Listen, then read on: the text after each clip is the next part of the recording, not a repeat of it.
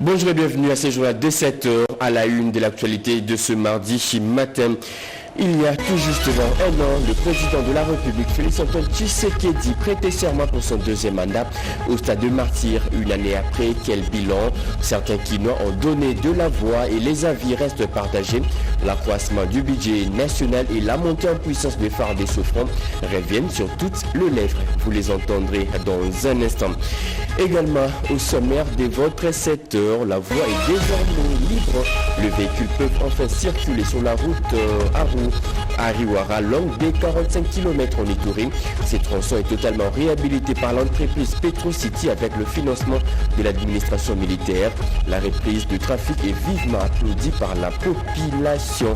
Voilà tout pour le titre. Mesdames et messieurs, encore une fois, bienvenue à vous sur le région de la radio-télévision nationale congolaise. La Suisse accueille depuis hier une centaine de dirigeants du monde. Ils participent à la 55e édition du Forum économique mondial de Davos, une rencontre annuelle pour relever le défi mondiaux et régionaux. Sur les images que vous allez suivre tout à l'heure, nous allons reculer un tout petit peu pour vous parler de l'arrivée du chef de l'État congolais Félix-Antoine Tshisekedi à Zurich pour participer à ces travaux. Guilain Kabalondi. C'est sous un froid glacial, tôt dans la matinée de ce lundi 20 janvier 2025, que l'avion présidentiel de la République démocratique du Congo s'est posé sur le tarmac de l'aéroport international de Zurich, en Suisse. À sa descente d'avion, le président de la République Félix-Antoine Tshisekedi Tshilombo a été accueilli par un comité officiel restreint constitué de l'ambassadeur de la RDC dans la Confédération helvétique, la ministre des Affaires étrangères, la ministre de l'Environnement et le ministre de Mines. Le chef de l'État vient participer aux côtés de nombreux autres leaders mondiaux à la 55e édition du Forum économique mondial de Davos. L'événement, qui se déroule du 20 au 24 janvier, réunit l'élite économique et politique mondiale pour discuter des défis actuels de l'humanité. Il s'agit notamment de répondre aux chocs géopolitiques, de stimuler la croissance pour améliorer les niveaux de vie et mener une transition énergétique juste et inclusive. Collaborer à l'ère de l'intelligence, tel est le thème de l'édition 2025. Un thème qui souligne l'importance cruciale de la coopération mondiale à une époque où les avancées technologiques à l'instar de l'intelligence artificielle, l'informatique quantique ou encore la biotechnologie transforment rapidement les sociétés. Le président Félix Tshisekedi va profiter de ces assises pour annoncer un vaste projet structurant de lutte contre le changement climatique pour la préservation de la biodiversité en République démocratique du Congo. En marge de cette réunion annuelle, des audiences et des rencontres en bilatéral sont aussi au menu de l'agenda du chef de l'État. C'était le 20 janvier 2024, une année déjà depuis que le président de la République, Félix-Antoine Tshisekedi, a prêté serment pour son deuxième mandat au stade de Martyr devant la population. Dans le bilan de cette première année, les signes positifs se dessinent déjà, estiment certains Quinois. Pour d'autres, d'énormes défis attendent encore le président de la République. Ils se sont exprimés au micro de Pierre Kibambe-Somoïsa. Le 20 janvier 2024, sous une journée ensoleillée, le président de la République largement réélu en fin décembre 2023, Félix-Antoine Tshisekedi Tshilombo, prêtait serment devant une vingtaine de chefs d'État africains et des délégations de plusieurs dizaines d'autres pays. C'était au cours d'une cérémonie populaire au stade de Martyr rempli de plus de 80 000 personnes. C'est depuis très tôt le matin que la population avait afflué vers le stade de Martyr où s'est tenue à l'audience solennelle publique foraine de la Cour constitutionnelle, la cérémonie d'investiture du président Félix Tshisekedi. Ce 20 janvier 2025, l'an 1 de prestation des serments du président de la République, des réactions fusent. C'était une évidence, Félix-Antoine Tshisekedi Tshilombo devait l'emporter à l'élection présidentielle de fin décembre 2023. Avec lui, les actions se comptent. L'agresseur de la RDC dans la partie est du pays est identifié et reconnu par la communauté internationale. Sur le plan sécuritaire, dans l'est du pays, les lignes bougent au front grâce à la montée en puissance des forces armées de la RDC. Pour moi, en tant que Congolais, le 20 janvier me rappelle les jours des prestations du serment du chef de l'État. Bien mérité, pas parce que c'est un homme qui a montrer aux Congolais qu'il a l'amour de son pays. C'est vrai qu'il est en train de travailler dans un contexte un peu compliqué avec la guerre à l'est du pays, mais je crois que nous tous, nous sommes témoins de sa façon de travailler presque partout dans le pays. Moi, je venais d'être à Mbuji-Mayi, je venais d'être à Kisangani en mission, et vous allez voir que son action, c'est presque partout. Vous arrivez à Kisangani, ce sont des chantiers, vous arrivez à Mbuji-Mayi, tellement, et même ici à Kinshasa, je crois que nous tous, nous sommes témoins, mais il est en train de travailler dans un contexte très difficile, avec la guerre à l'est du pays, où presque l'argent part à l'est pour aller travailler, mais il ne cesse pas de travailler. Et voilà ce que moi je pouvais dire. C'est plusieurs actions qui ont été menées depuis une année. Et la première action phare, c'est celle que nous considérons au niveau de l'armée, la montée en puissance de l'armée congolaise.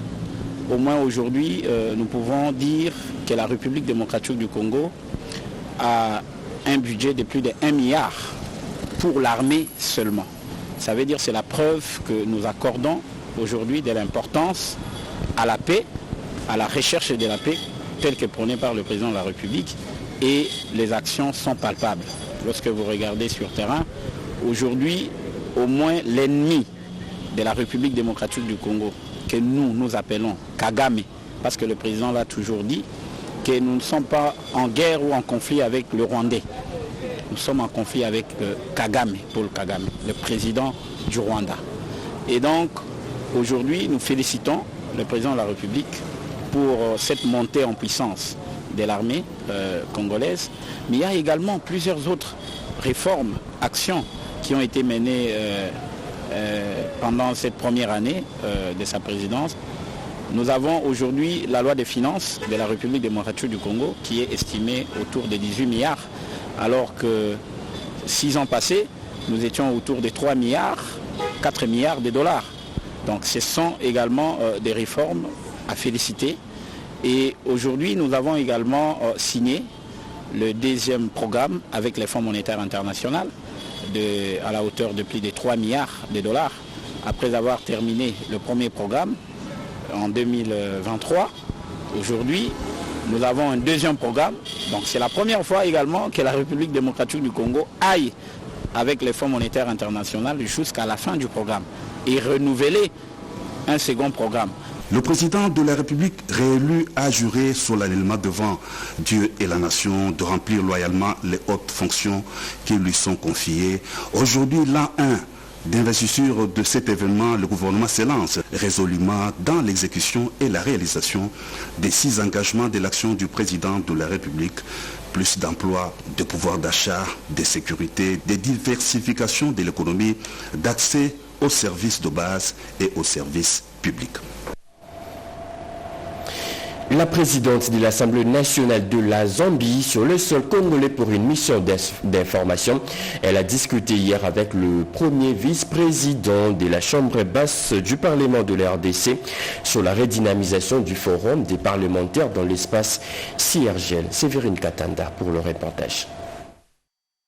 Sous la conduite de la présidente de l'Assemblée nationale de la Zambie, Nelly Kachumba Mouti, accompagnée du député national l'honorable Kabanda, les objectifs de cette mission d'information dans la capitale congolaise sont multiples, notamment poursuivre les liens de coopération avec le Parlement de la 4e législature, visiter le secrétariat général de la CIRGL et les actions à mener liées à la paix, la sécurité, le développement, la démocratie ainsi que l'intégration des États membres dans le cadre du pacte signé en 2006 à Nairobi, au Kenya. Ma bonne impression, c'est d'être à Kinshasa pour la première fois. Vous avez un bon parlement. En Zambie, nous avons un système monocaméral, c'est-à-dire une seule chambre. Mais ici, ce qui est très intéressant est que vous avez 2 chambres. En tant qu'un pays voisin, c'était un plaisir de visiter, d'apprendre et de changer de vue. En tant que parlementaires, nous apprenons en discutant avec les autres échanger des idées et parler au nom du peuple pour la paix. En outre, le président en exercice du Forum des parlements de la CIRGL a réitéré lors de cette mission d'information auprès de l'honorable Isaac Jean-Claude Chilumbaï le soutien de l'engagement de la RDC pour le retour de la paix durable dans la partie Est avec la participation de parlementaires de la région de Grand Lac. Elle s'est également apaisantie sur les fonctionnements et le changement à la tête du secrétariat général et les prochaines activités à mener. La mission a lancé un appel pour l'engagement des parlementaires, des gouvernements, de la société et les médias pour la mise en œuvre du plan stratégique 2022-2026 dans l'espace CIRGL. Après Mwanda, le vice-premier ministre en charge de la Défense vient d'arriver à Banana, toujours dans le Congo central. Sur place, Guy Kabombo a visité les travaux de construction des bâtiments qui habiteront le service de la 141e base navale. Sandra Nyang et Geresto Fudje nous en disent un peu plus. La 141e base navale garnison de Banana a reçu la visite du vice-premier ministre, ministre de la Défense nationale et des anciens combattants, Guy Kabombo Modianvita, accompagné du gouverneur de la province du Congo central, Grace Bilolo Mouswangi, et d'une forte délégation des officiers du haut commandement ainsi que le caucus des députés nationaux élus du Congo central. Au centre des opérations maritimes de Banana, maître Guy Kabombo Modianvita s'est entretenu avec les différentes unités de la base navale de Banana, une réponse à la nécessité de redynamiser la flotte maritime dans le but de renforcer l'action de l'État en mer. Le commandant suprême m'a envoyé ici pour venir voir les conditions de travail et de vie de nos marins. À Banana sera construit le port en eau profonde. Le commandant suprême s'emploie à changer les choses d'ici peu. Les travaux de construction du port en eau profonde nécessitant la délocalisation de la base navale de Banana, le numéro 1 de la Défense nationale et sa délégation sous une pluie battante ont visité les travaux du site de Kindofula en construction, qui abritera dans le tout prochain jour les différents services de la 141e base navale, notamment l'école navale d'application et autres. Le patron de la Défense nationale a également visité la frontière lacustre poreuse entre la cité côtière de Mwanda en République démocratique du Congo et Soyo en Angola, aux abords de l'embouchure du fleuve Congo. Après la visite du centre médical opérationnel type A, en bon père de famille, le vice-premier ministre, ministre de la Défense nationale et des anciens combattants, maître Guy Kabombo Modianvita, s'est entretenu avec les épouses et dépendants de militaires qui lui ont présenté leurs doléances et un message adressé à la première ministre Judith Suminwa Tuluka. Il n'a pas manqué de leur offrir quelques présents. L'RDC toujours en attente d'un prochain audit de l'OACI pour sortir de la liste noire de l'Union européenne. Une mission de l'Organisation internationale de l'aviation civile est attendue à Kinshasa au mois de mars prochain. Et la RVA, elle, vient de renvoyer sur le banc de l'école plus de 200 de ses agents pour une formation de remise à niveau. Anastasie Doumbou nous explique. L'objectif fixé est de se conformer aux normes de l'Organisation internationale de l'aviation civile à travers les aéroports de la RDC, dont Luano Lubumbashi et Njili Kinshasa sont ciblés pour l'audit.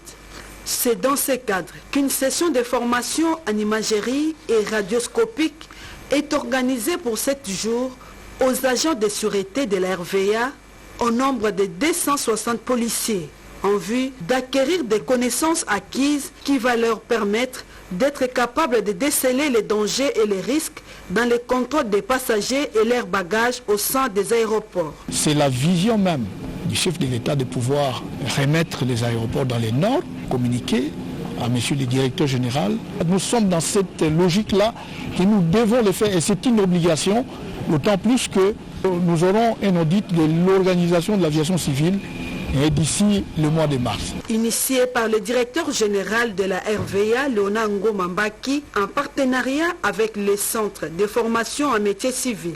L'ouverture de cette formation du renforcement des capacités a été lancée par le directeur d'exploitation Guy Mavuba Lubendo, représentant le directeur général de la RVA, en présence du coordonnateur de la police de la RVA, Anissé Kitenge Manyanga, et les divisionnaires formateurs de la dite session Ali Amoussini.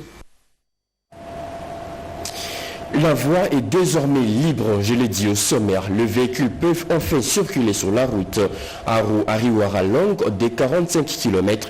Ce tronçon est totalement réhabilité par l'entreprise Petrocity avec le financement de l'administration militaire. La reprise de trafic est vivement applaudie dès demain par la population, comme nous dit Junior Selemani dans son reportage. Un cauchemar aujourd'hui oublié grâce au travail de l'entreprise Petrocity. La route Aru-Ariwara longue de 45 km est aujourd'hui praticable sous financement de l'administration militaire de l'Ituri. Si l'on pouvait faire 2 heures sur ce tronçon, aujourd'hui 45 minutes suffit pour arriver à destination. Un motif de joie pour les usagers. Nous sommes en train de réhabiliter la route. Avec l'appui de l'autorité provinciale, nous puissions effectivement accompagner les actions du chef de l'État. Par contre, les accidents sont aussi enregistrés sur ce tronçon avec un chiffre élevé, raison pour laquelle les conducteurs des agents roulants sont invités au respect de panneaux de signalisation. L'occasion faisant les larrons, les autorités sont aussi appelées à mettre en place une sensibilisation à ces conducteurs. Nous félicitons son Excellence Monsieur le gouverneur militaire de l'Ituri pour cela, parce que nous étions sa signature, cette route ne sera pas opérationnelle. Toutefois, ce n'est que le premier palier de Aru-Ariwara. Les travaux ont très bien évolué. Nous félicitons aussi le PDG de l'entreprise Petrocity. Rappelons que le secteur infrastructurel évolue à pas de géant en province de l'Ituri sous la bonne gouvernance du président de la République, Félix Antoine Tshisekedi Tshilombo, incarné par le gouverneur militaire et commandant des opérations, le lieutenant général Bouyanka Shomadjouni. Le gouverneur de la province de Haut-Souélé poursuit sa tournée à l'intérieur de sa province. Jean Bakomito est à l'étape des Faradjé. Sur place, il a prêché ses administrés la paix, l'unité et les vivre ensemble.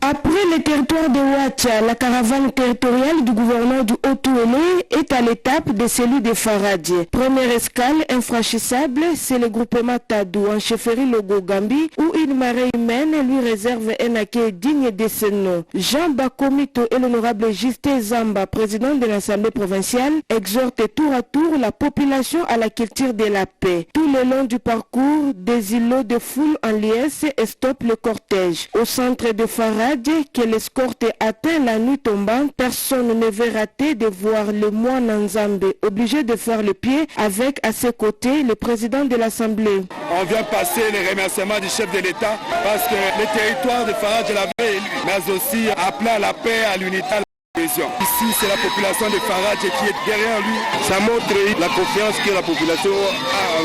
Le gouverneur s'est ensemble avec les députés de Faradjé. À l'esplanade du bureau du territoire, le chef de chefferie Logo-Gambi et l'administrateur du territoire saluent la présence de leur hôte de marquer soutien au chef de l'État, cohabitation pacifique entre tous, nécessité du dialogue pour favoriser l'harmonie. Tels sont les messages clés lancés par le gouverneur et les speakers de l'organe délibérant provincial. La population, quant à elle, ne jure que par le soutien à Jean Bakomito pour le retour définitif de la paix entre Akwa et Sambia.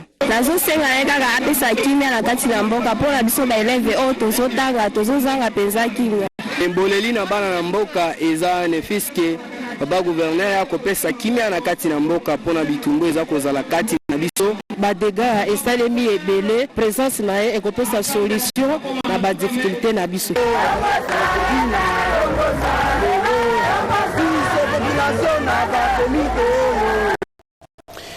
Et le gouverneur de la province du Bas-Ouélé était en dehors de sa province pendant 2 semaines. Il était à Kinshasa et c'est le samedi dernier qu'il a regagné la maison. Mike Mukeni a été accueilli à l'aéroport d'Ebouta par la population et les autorités locales. Regardons. Le gouverneur du Bas-Ouélé, Mukeni Amisi Mike David, a regagné Bouta, chef-lieu de la province du Bas-Ouélé, le week-end dernier en provenance d'une mission officielle à Kinshasa par l'aéroport national Zega.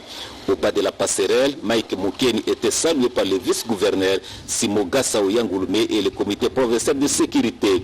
L'autorité provinciale du Bazolé était conviée à recevoir les honneurs de la troupe et de la police nationale congolaise avant de saluer la notabilité de la province et autres cadres rangés pour l'accueil.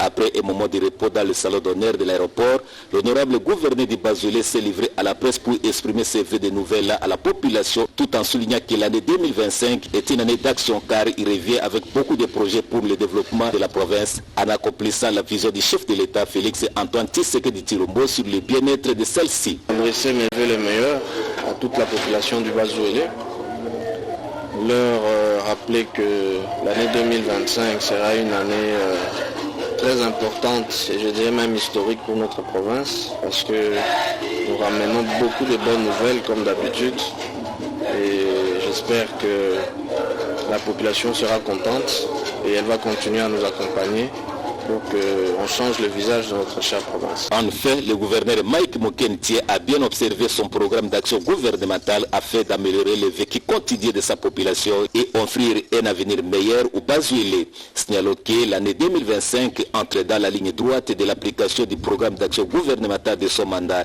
sur la prévision budgétaire de la province, exercice 2025.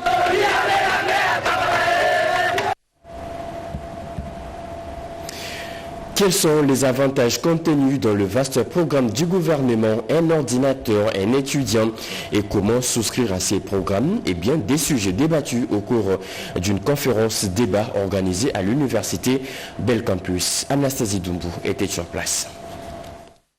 Lancé en septembre 2024 par la ministre de l'Enseignement supérieur et universitaire, le projet Un étudiant, un ordinateur portable est à pied d'œuvre. Après l'ISTA, c'est le tour de Belcampus où les étudiants étaient conviés à se souscrire à ce projet lors d'une conférence débat organisée. Fruit du partenariat entre le ministère de l'ESU et l'entreprise Matic SA, dont l'objectif est d'encourager la jeunesse à un esprit d'entrepreneuriat en vue de participer à la transformation numérique de la RDC. La souscription est donc disponible pour les étudiants des universités poursuivant n'importe quel domaine d'études ou discipline académique à partir de 25 $ à payer d'une manière échelonnée pour un délai de 10 mois en remplissant les conditions éligibles.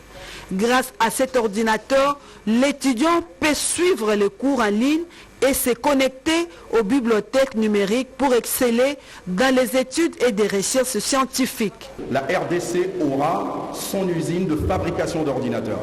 Nous sommes en train de faire cette nuance-là parce que vous allez après vous retrouver avec des sociétés qui montent les ordinateurs, c'est-à-dire ils récupèrent de pièces déjà montées et ils les emmènent pour vous vendre. Mais nous fabriquons, c'est-à-dire nous sommes concepteurs depuis la carte mère. Dans notre valeur ajoutée, nous avons permis à la population, aujourd'hui aux étudiants, à vous étudiants, de pouvoir incorporer le système carte SIM pour vous faciliter tout ce qui concerne téléchargement ou avoir un moteur de recherche pour tout ce que vous faites en tant qu'étudiant.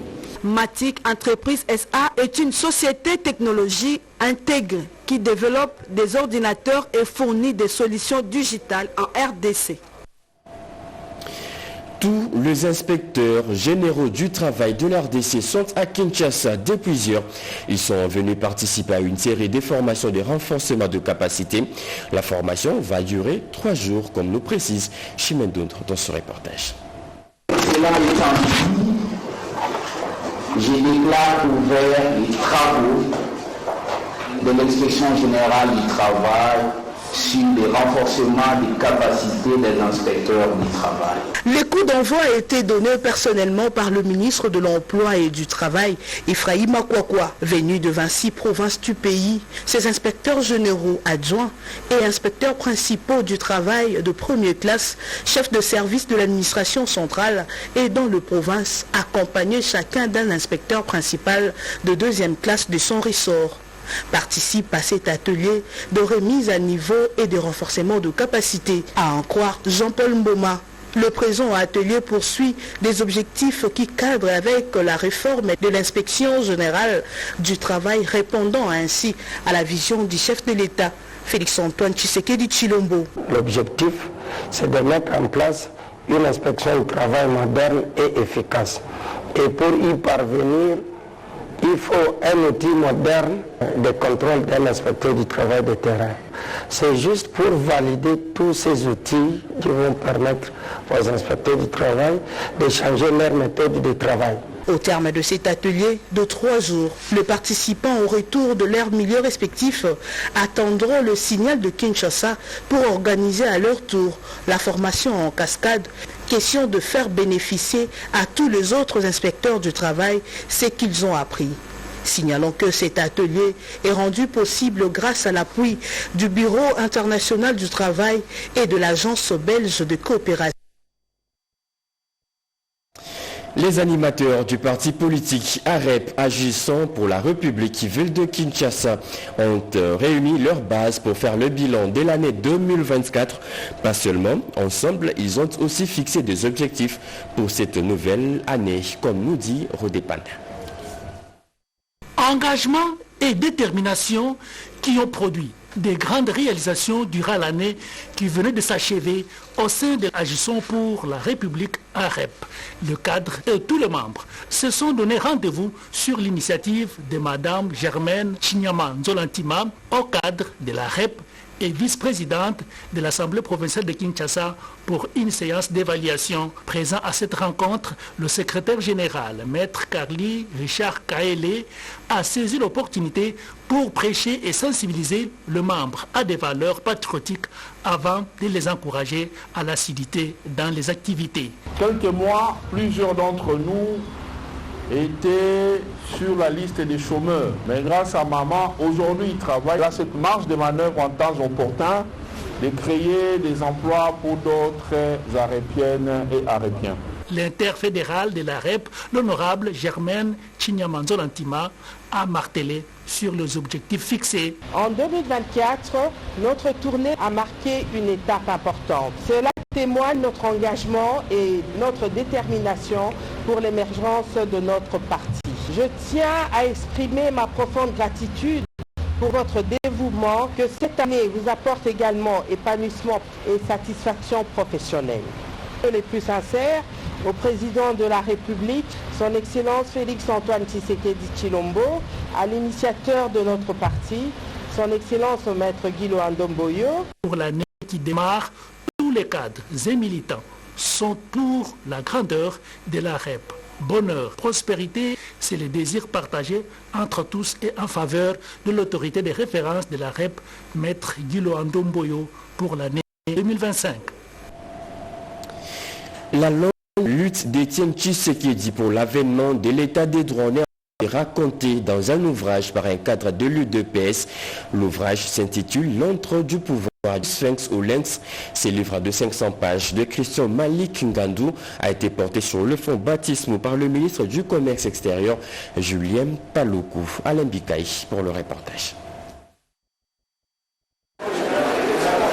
L'entre du pouvoir des pères au fils Tshisekedi, du Sphinx au Lynx, était récipique de près de 500 pages qui retrace les luttes politiques en République démocratique du Congo en mettant accent sur les combats de l'icône de la politique congolaise, Étienne Tshisekedi Mulumba, pour l'avènement d'un état de droit. Selon son auteur, Maître Christian Malik Ngandou, cet ouvrage est un fruit de 3 ans de recherche pour reconstituer la mémoire des leaders maximum délimités pour les générations futures et démontrer que le peuple d'abord doit se concrétiser et non rester un simple slogan. Pour ce faire, ces jeunes cadres de l'UDPS interpellent le gouvernement à s'engager dans la lutte sans merci contre la corruption et les détournements des deniers publics. À son parti UDPS, Christian Ngandou appelle les cadres à mettre fin aux querelles intestines qui ne profitent pas au pays. Dans son ouvrage, l'auteur retrace d'une manière détaillée les étapes marquantes de l'histoire politique de Tshisekedi. Depuis les pas d'Étienne Tshisekedi en politique vers la fin des années 50 jusqu'à l'accession de son fils Félix-Antoine Tshisekedi à la magistrature suprême. Christian Malik Ngandou relève 23 caractéristiques de la personnalité d'Étienne Tshisekedi qui lie aussi à son fils Félix, tout en mettant en exergue les traits de leadership entre ces deux figures emblématiques de l'histoire politique du Congo. Pour les ministres du Commerce extérieur Et pour porter sur les fonds baptismaux cet ouvrage, les corps et Félix Tshisekedi sont connus, mais leur esprit est contenu dans cet ouvrage qu'il faut lire et relire. Plusieurs personnalités du monde scientifique et politique présentes à cette cérémonie de vernissage ont salué ce travail scientifique de haute facture. Et pour finir, la Communauté internationale, l'Organisation des Nations Unies et les gouvernements congolais, tous tourner leur regard vers la crise qui secoue l'Est de la RDC et la population déplacée. C'est le cri des cœurs du parti politique Mouvement Social Lumumbiste. Son président l'a dit au cours d'un échange avec la presse. Tété Bunguja pour les explications. C'est au cours d'un échange à bâton rompu avec la presse quinoise que le vice-président du mouvement social lumbiste plaide pour une attention humanitaire accrue de la part de la communauté internationale en général et de l'Organisation des Nations Unies en particulier et encourage à la même occasion le président de la République Félix-Antoine Tshisekedi à poursuivre avec des stratégies pour restaurer la paix dans la partie est de la République démocratique du Congo touchée par la guerre du Rwanda et de ses alliés du M23. Il a lancé un appel urgent au gouvernement pour des mesures concrètes afin d'assister les populations déplacées et souffrantes de l'Est de la République. Les populations de la partie Est de la RDC, le mouvement social lumbiste demande instamment à la communauté internationale, notamment à l'Organisation des Nations Unies, d'avoir une attention humanitaire particulière à l'égard des populations sus-visées. Le mouvement social lumbiste demande au président de la République, son Excellence Félix-Antoine Tshisekedi Tshilombo, de persévérer dans son combat pour le rétablissement de la paix à l'est de notre pays. Le MSL s'est dit prêt à accompagner la vision du chef de l'État, président de la République, celle de mettre en place une commission pluridisciplinaire pour réfléchir sur l'option finale à adopter, soit la révision ou le changement de la Constitution. C'est fini pour ce journal de 17h. Mesdames et messieurs, ce journal a été coordonné par Jacques Kabouaba, réalisé par Jonathan Moubalama, Mamita Bangoulou. La partie technique a été assurée par Ginteka Alain Sodi, Émile Zolajol, Mpiangou, Yannick Yangumba Chamberton. Merci de nous avoir suivis. L'actualité continue sur nos antennes. Je vous retrouve tout à l'heure à 13h30. À très bientôt.